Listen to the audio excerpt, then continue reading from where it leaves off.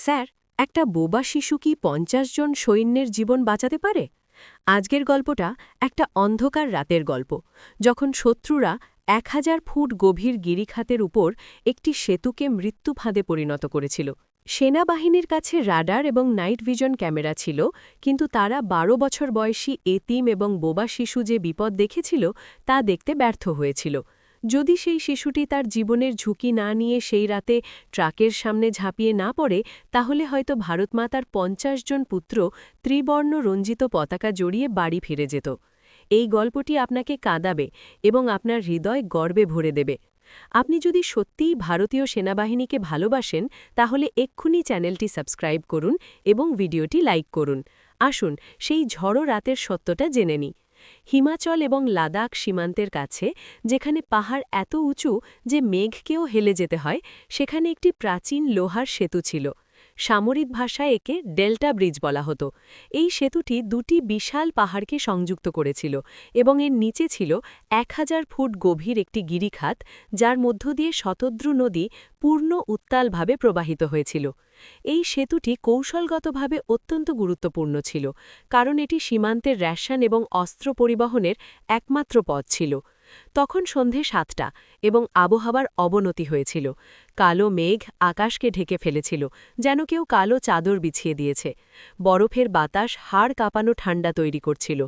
দৃশ্যমানতা শূন্য ছিল, যার অর্থ কেউ হাত দেখতে পাচ্ছিল না। এই সেতুর এক কোণে একটি পুরানো ভাঙা টিনের চালায় ১২ বছর বয়সী রাজু থাকত। রাজু কথা বলতে পারত না। জন্ম থেকেই সে বোবা ছিল। তার বাবা মা বাস দুর্ঘটনায় মারা যান এবং তখন থেকেই সে এই সেতুর কাছেই থাকত। পথচারী, ট্রাক ড্রাইভার এবং সৈন্যরা তাকে মাঝে মাঝে বিস্কুট, মাঝে মাঝে খাবার দিত। রাজুর জন্যে এই সৈন্যরা ছিল তার পরিবার। যখনই কোনো সেনাবাহিনীর গাড়ি চলে যেত, রাজু তার ভাঙা চটি পরে সোজা হয়ে দাঁড়াত এবং বাঁকা স্যালিউট দিত। সৈন্যরা হেসেই স্যালিউটের জবাব দিত।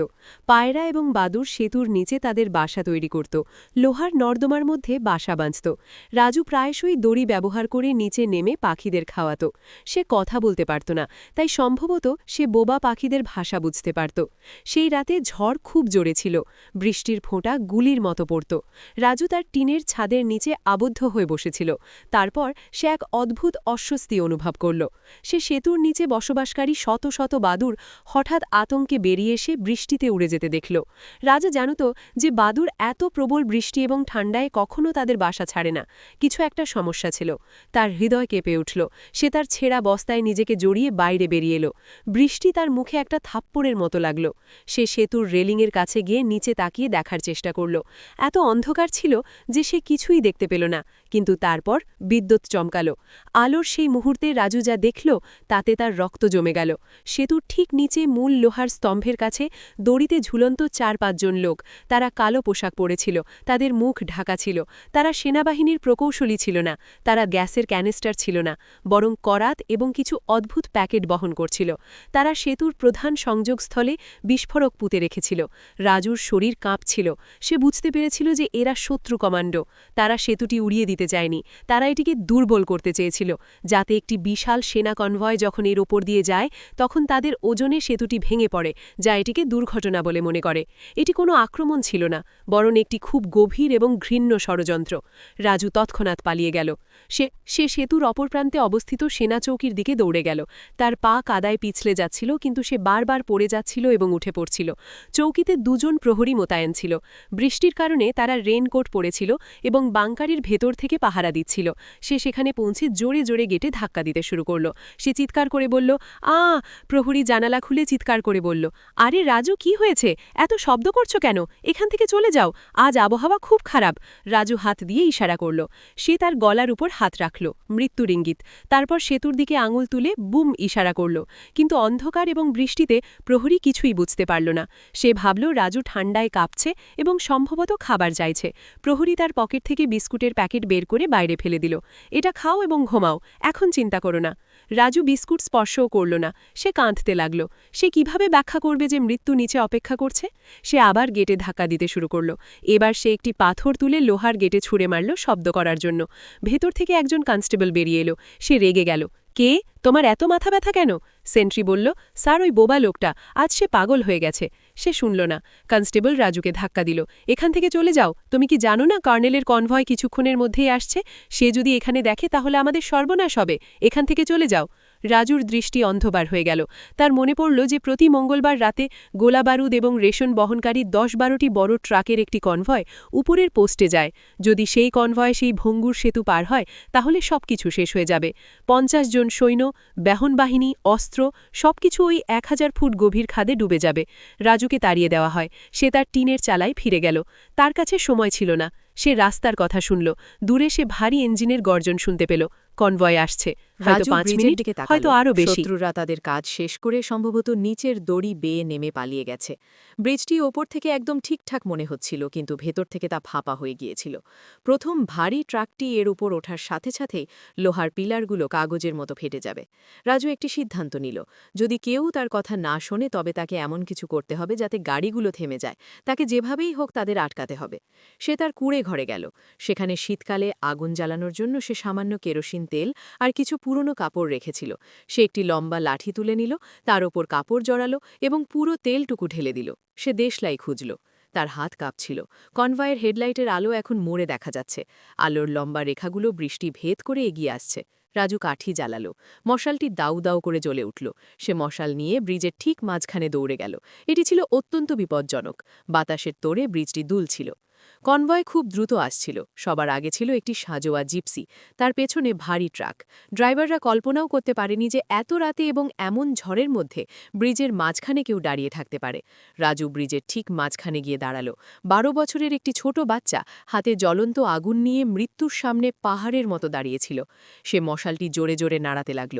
তার মুখ দিয়ে কেবল অস্ফুট আর্তনাদ বের হচ্ছিল, কিন্তু তার চোখে ছিল আগুনের স্ফুলিঙ্গ। জিপসির ড্রাইভার হঠাৎ সামনে আগুন দেখতে পেল। সে সর্বশক্তিতে ব্রেক চাপল। স্যার, সামনে কেউ আছে? ভিজে রাস্তায় টায়ারগুলো চিৎকার করে উঠল। গাড়িটি পিছলে রাজুর দিকে এগিয়ে গেল। রাজু তার জায়গা থেকে এক চুলও নড়ল না। সে ভয় পাচ্ছিল কিন্তু সরে যায়নি। জিপসিটি রাজু থেকে মাত্র 2 ইঞ্চি দূরে এসে থামল। বাম্পারটি তার হাঁটু স্পর্শ করছিল।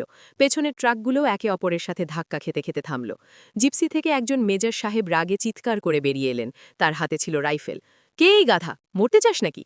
মেজর সাহেব দেখলেন সামনে সেই বোবা ছেলেটি দাঁড়িয়ে আছে। সে বৃষ্টিতে সম্পূর্ণ ভিজে গিয়েছিল, কিন্তু মশালটি ছাড়েনি। সে অঝরে কাঁদছিল আর বারবার ব্রিজের নিচের দিকে ইশারা করছিল। মেজর সাহেবের রাগ কিছুটা কমল। তিনি রাজুর চোখের দিকে তাকালেন। সেখানে পাগলামি ছিল না, ছিল এক চরম ভয় আর আকুতি। রাজু মেজরের হাত ধরে টেনে রেলিংয়ের দিকে নিয়ে যেতে লাগল। মেজর সাহেব বুদ্ধিমান অফিসার ছিলেন।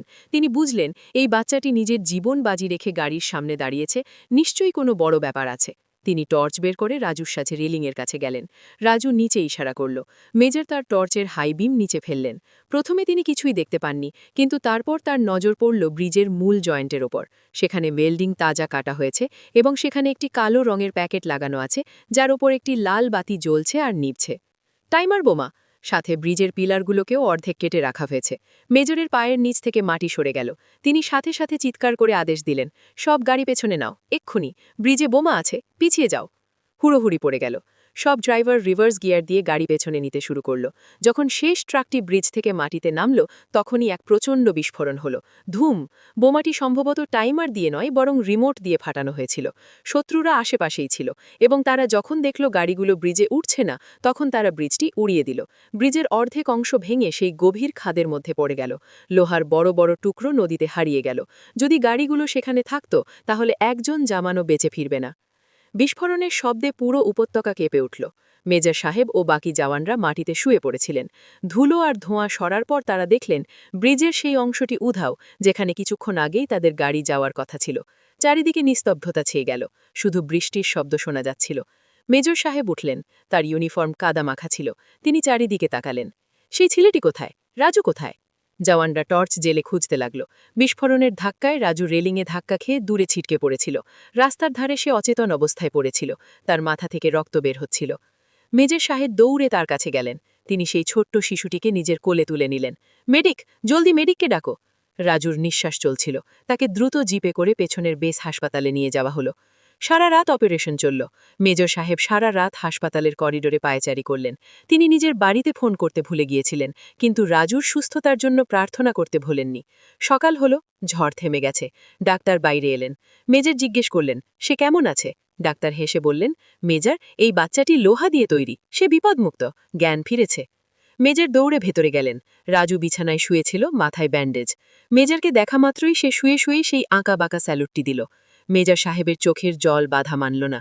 যে ফৌজিরা কোনোদিন মৃত্যুকে ভয় পায় না, আজ একটি বাচ্চার সারল্য দেখে তারা কেঁদে ফেললেন। মেজর এগিয়ে গিয়ে তাকে বুকে জড়িয়ে নিলেন। সরি বাবা, তোকে চিনতে আমাদের দেরি হয়ে গেছে। তুই আজ শুধু 50টি জান বাঁচাসনি, তুই আজ 50টি পরিবারকে ধ্বংস হওয়া থেকে বাঁচিয়েছিস। এই খবর আগুনের মতো ছড়িয়ে পড়ল। দিল্লি পর্যন্ত খবর পৌঁছে গেল যে কিভাবে একটি বোবা বাচ্চা, যাকে রক্ষীরা তাড়িয়ে দিয়েছিল, সে একটি পুরো ব্যাটালিয়নকে বাঁচিয়ে নিয়েছে। পরের দিন জেনারেল সাহেব নিজে হেলিকপ্টারে এলেন। একটি বড় অনুষ্ঠান আয়োজন করা হলো। রাজুকে নতুন ইউনিফর্ম পরানো হলো, একটি ছোট ফৌজি ইউনিফর্ম, যা তার জন্য বিশেষ করে সেলাই করা হয়েছিল। জেনারেল সাহেব সবার সামনে রাজুর বুকে মেডেল পরালেন। একটি দোভাষীর মাধ্যমে জেনারেল সাহেব জিজ্ঞেস করলেন, রাজু, তোমার পুরস্কার হিসেবে কি চাই? আমরা তোমাকে শহরের বড় স্কুলে পাঠাতে পারি, বাড়ি দিতে পারি। রাজু তার পকেট থেকে এক টুকরো কাগজ বের করে জেনারেল সাহেবকে দিল। তাতে আঁকা বাঁকা ড্রয়িং করা ছিল এবং কাউকে দিয়ে লেখানো হয়েছিল। তাতে লেখা ছিল, সাহেব, আমি শহরে যেতে চাই না, আমি এখানেই থাকতে চাই। শুধু আপনারা আমাকে ফৌজে ভর্তি করে নিন। আমি কথা বলতে পারি না, কিন্তু দেশের জন্য গুলি খেতে পারি। আমাকে আপনার ইউনিফর্ম দিন। সেই চিঠি পড়ে জেনারেল সাহেবের গলা ধরে আসলো। তিনি মাইকে ঘোষণা করলেন, নিয়ম অনুযায়ী তুমি এখনও শিশু এবং কথা বলতে পারো না, তাই আমরা তোমাকে বন্দুক দিতে পারছি না। কিন্তু আজ থেকে ভারতীয় সেনাবাহিনী তোমাকে নিজের সন্তান বলে মেনে নিচ্ছে। তোমার পড়াশোনা, খাবার এবং জীবনের সব দায়িত্ব এখন আমাদের। আর হ্যাঁ, যখন তোমার বয়স 18 হবে, তখন ফৌজে তোমার জন্য একটি বিশেষ জায়গা থাকবে। আজ সেই ব্রিজের নাম বদলে রাজু সেতু রাখা হয়েছে। সেখান দিয়ে যাতায়াতকারী প্রতিটি ফৌজের গাড়ি সেখানে থামে, হর্ন বাজায় এবং সেই জায়গাকে স্যালুট করে যেখানে একটি স্তব্ধ বাচ্চার চিৎকার মৃত্যুকে হারিয়ে দিয়েছিল। রাজু আজ সেখানেই আছে, তবে সে আর টিনের শেডে থাকে না, সে আর্মি ক্যাম্পে থাকে। জওয়ানদের সাথে পিটি করে এবং গর্বের সাথে তিরঙ্গা পতাকা উত্তোলন করে। সে কথা বলতে পারে না, কিন্তু তার দেশপ্রেমের আওয়াজ পুরো দুনিয়া শুনতে পায়। বন্ধুরা, দেশপ্রেমের জন্য ভাষার প্রয়োজন হয় না, কেবল হৃদয়ে প্রবল ইচ্ছা থাকা চাই। রাজু প্রমাণ করে দিয়েছে যে আসল হিরো সেই নয় যার কাছে শক্তি আছে, বরং সেই আসল হিরো যার কাছে সাহস আছে।